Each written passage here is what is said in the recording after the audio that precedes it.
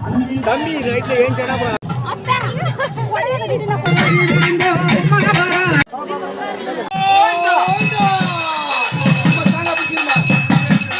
எல்லோருக்கும் வணக்கம். நான் ராஜி. இன்றைக்கி நாம் மாசி மகத்தப்போ எங்கள் ஊர் கன்னியம்மன் கோயிலில் பொங்கல் வச்சது, பால் குடம் எடுத்தது, அதை பற்றின விளாக் தான் இதில் நாம் பார்க்க போகிறோம்.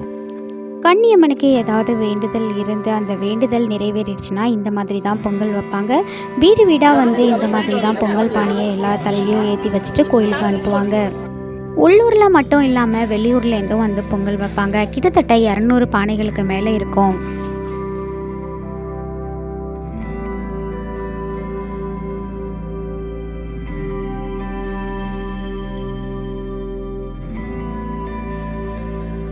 இப்போது சாமிக்கு படைச்சி சாமிக்கிட்ட குறி கேட்குறவங்கெல்லாம் வந்து குறி கேட்பாங்க.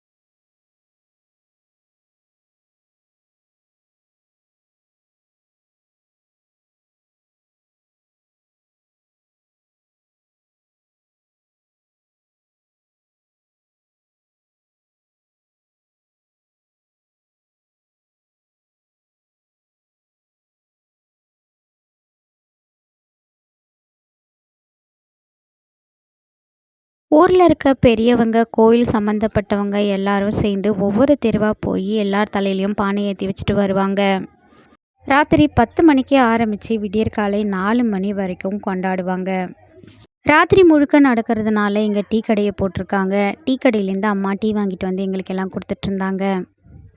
ஒவ்வொரு வருஷமும் இந்த மாதிரி கன்னியம்மனுக்கு பொங்கல் வைப்பாங்க. எல்லார் வீட்லேயும் எல்லா சொந்தக்காரங்களும் வந்திருக்கிறதுனால ரொம்பவே ஹாப்பியாக இருக்கும் இந்த 2 நாள்.